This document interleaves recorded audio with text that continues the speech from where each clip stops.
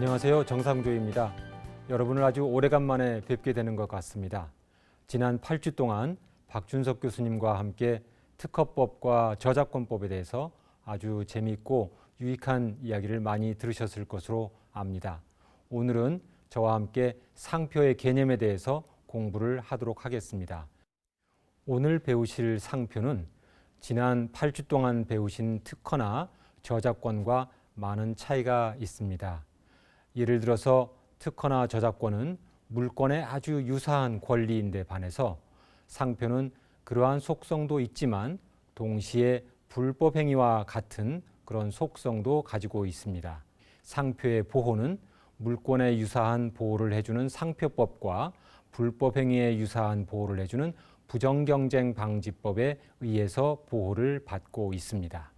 그리고 상표의 보호는 저작권처럼 표현을 보호하는 측면이 강하지만 동시에 특허와 마찬가지로 아이디어에 영향을 미치는 경우도 있습니다. 이와 같이 상표는 카멜레온과 같은 독특한 성질을 가진 주제가 되겠습니다. 그러면 이 흥미로운 상표에 대해서 조금 더 자세히 알아보도록 하겠습니다. 여러분 모두 성함이 있으시고 기업마다 상호가 있듯이 물건마다 그리고 서비스마다 상표가 있습니다. 서비스의 상표를 서비스표라고도 말합니다만 총칭해서 상표라고 한다면 이 상표는 그 상품이나 서비스마다 무수하게 많은 차이를 가지고 있습니다. 예를 들어서 코카콜라는 77조 원을 넘는 가치가 있는데 반해서 그렇지 못한 상표도 많습니다. 이러한 상표의 가치는 어디서 유래된 것일까요? 예를 들어서 코카콜라를 보겠습니다. 코카콜라 병 모양을 디자인하는데 600만 달러가 들었다고 합니다만 오늘날 그 병 모양과 코카콜라라고 하는 상표의 가치는 700억 달러가 넘는 막대한 가치를 가지게 되었습니다. 무려 10,000배가 넘는 가치 증가를 볼 수가 있습니다. 그런가 하면 나이키 상표는 디자인하는데 35달러가 소요되었다고 합니다만 현재의 그 가치는 70억 달러를 넘는 막대한 가치를 가지고 있어서 무려 20억 배의 가치 증가를 볼 수가 있겠습니다.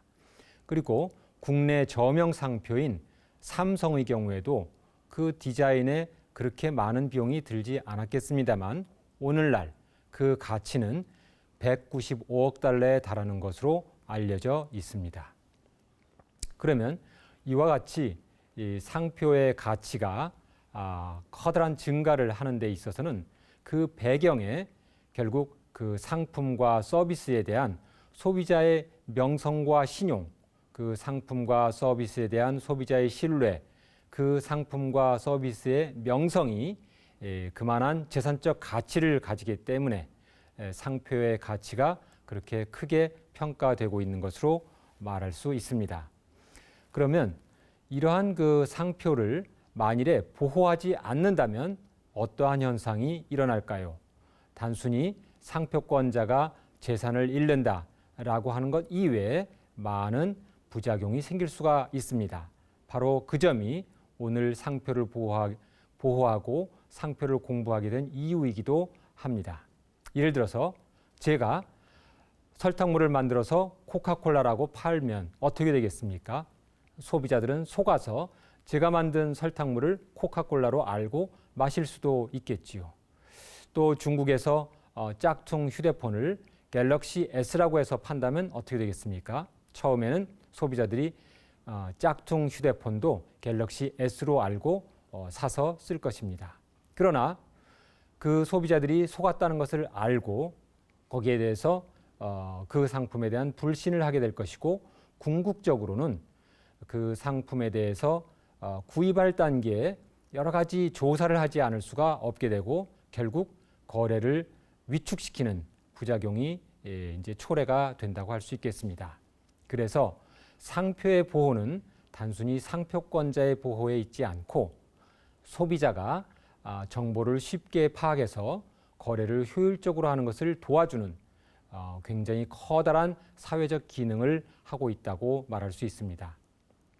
상표법이 상표를 보호하는 중요한 법 목적이기도 합니다.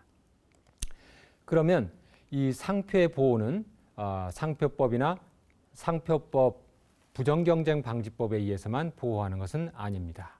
예를 들어서 그러한 법이 존재하기 이전에도 저와 같이 설탕물을 코카콜라로 속여서 팔거나 또는 짝퉁 휴대폰을 갤럭시 S로 속여서 파는 행위는 형법상 사기죄가 될 수도 있을 것입니다. 또한 동시에 민법상 불법 행위가 될 수도 있을 것이고 그러한 행위로 인해서 기업의 명예가 훼손되었다고 한다면 명예훼손에 해당될 수도 있습니다. 이와 같이 형법이나 민법상 구제가 있음에도 불구하고 그러한 구제는 불명확한 경우가 많기 때문에 보다 명확하게 상표를 보호하기 위해서 상표법과 부정경쟁 방지법이 제정되어서 오늘날 운영되고 있다고 말씀드릴 수 있습니다.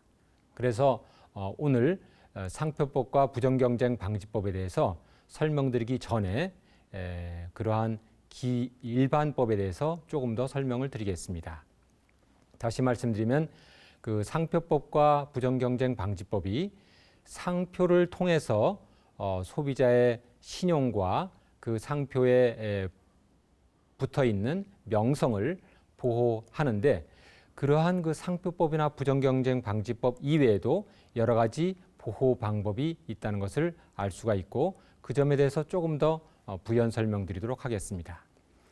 최근에 우리 대법원 결정을 보면 명성이나 신용을 부당하게 이용한 행위를 불법 행위라고 본 그런 사례가 있습니다. 조금 더 그 사례를 구체적으로 설명드리면 예를 들어서 우리들이 많이 이용하는 포털 사이트에 광고가 나타납니다. 그 광고를 어떤 광고 대행업자가 인터넷 이용자로 하여금 그 광고 대행업자의 프로그램을 설치하게 하면 그 설치한 이용자들의 화면에는 본래의 포털 사이트의 광고 대신에 그 광고 대행업자의 광고가 대체돼서 나오거나 또는 여백의 그 광고 대행업자의 광고가 삽입되는 그러한 방식의 광고를 하고 키워드 광고도 그 광고 대행업자의 광고가 삽입되어서 나타나게 됩니다. 이와 같이 이 광고 대행업자의 광고가 포털 사이트에 허락 없이 나타나게 되면 포털 사이트는 자연히 그 광고 수익을 잃게 되겠습니다.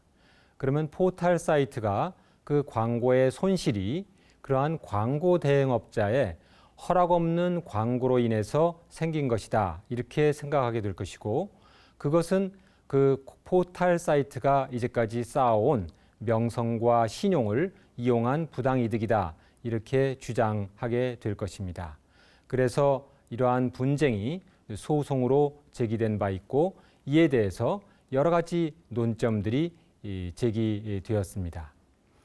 정보통신망법을 위반한 것이냐 또는 저작권법을 위반한 것이냐 컴퓨터 프로그램 보호법 그리고 부정경쟁방지법을 위반한 것이냐 등 많은 논점들이 제기가 되었습니다만 정보통신망법이나 저작권법, 컴퓨터 프로그램 보호법을 위반한 것은 아니다 이렇게 판시되었고 부정경쟁방지법이나 상표법의 위반에 있어서도 상표를 명확히 이용했다고 한다면 그러한 법의 위반이 되겠습니다만 이 광고 대행업자는 포털 사이트의 상표를 이용하지 않고 자신의 광고라고 하는 것을 표시해서 허락 없이 삽입했기 때문에 상표법이나 부정경쟁방지법의 위반은 없다라는 점이 확인되었습니다. 그렇다면 이와 같이 이 상표법이나 부정경쟁방지법의 위반이 없는데 그럼에도 불구하고 포털 사이트가 자신의 명성과 신용이 침해되었다라고 주장할 때 과연 어떠한 논리로 포털 사이트의 명성과 신용이 보호받을 수 있을까요? 또는 보호받아야 합니까? 이 사안에서 대법원은 많은 고민을 한 끝에 이 광고 대행업자가 포털 사이트의 투자와 노력의 결과 형성된 명성과 신용을 허락 없이 이용해 가지고 부당한 이익을 취했다면 바로 그와 같이 명성과 신용을 부당하게 이용해서 이익을 취한 것이 불법 행위에 해당된다라고 판시를 했습니다. 그래서 상표법이나 부정경쟁방지법의 위반은 없어도 민법상 불법 행위가 될 수 있다라고 봄으로써 기업의 명성과 신용을 보호할 수 있는 하나의 예를 제시해 주었다고 말할 수 있습니다. 이 사례는 더더욱 중요한 것이 단순한 불법 행위라고 한다면 거기에 대해서 그 불법 행위를 하지 못하도록 금지할 수 있느냐, 중지시킬 수 있느냐 하는 것이 이제까지 많이 논란이 되어 왔습니다. 그러나 대법원 판례는 이 사건을 계기로 만일에 그러한 불법 행위가 계속 반복되는 것이라고 한다면 그 중지를 청구할 수 있다. 이렇게 판시한 점도 아주 주목됩니다. 예를 들면 자동차 사고라고 하는 불법 행위를 예로 봅시다. 자동차 사고의 경우에는 이미 과거의 사건이기 때문에 그러한 불법 행위를 중지해 주시오라고 청구한다고 하는 것은 무의미할 것입니다. 그래서 현행 민법상 피해자는 불법 행위에 대해서 손해배상을 청구할 수 있을 뿐입니다. 자동차의 사고로 인해서 피해를 당한 사람은 가해자에 대해서 손해배상을 청구할 수는 있어도 그러한 자동차 사고를 더 이상 내지 마시오라고 중지 청구를 할 수는 없습니다. 그렇게 하는 것도 무의미하죠. 그러나 이 상표 침해 사례와 같은 경우 또는 명성과 신용을 침해하는 사안의 경우에는 그러한 행위가 일회적인 것이 아니고 계속 반복되는 독특한 성질을 가지고 있습니다. 이와 같이 계속 반복되는 불법 행위의 경우에는 그러한 행위를 중지해달라라고 청구할 수 있는지 여부가 이제까지 많은 논란의 대상이 되어 왔습니다만 우리 대법원은 명성과 신용의 침해에 대해서 그러한 행위를 중지하고 더 이상 그러한 행위를 반복하지 말 것을 청구할 수 있다라고 하는 것을 분명히 했다는 점에서 그 의미가 크다고 하겠습니다. 이와 같은 사실들은 모두 상표법과 부정경쟁방지법에 이미 다 반영이 되어 있습니다. 그래서 다음에 배우겠습니다만 상표권이나 부정경쟁방지법 위반에 대해서 피해자는 금지 청구도 할 수 있고 손해배상도 청구할 수 있는 상세한 구제 수단이 마련되어 있습니다. 그러면 이렇게 상표법과 부정경쟁방지법에 의해서 보호되는 명성과 신용은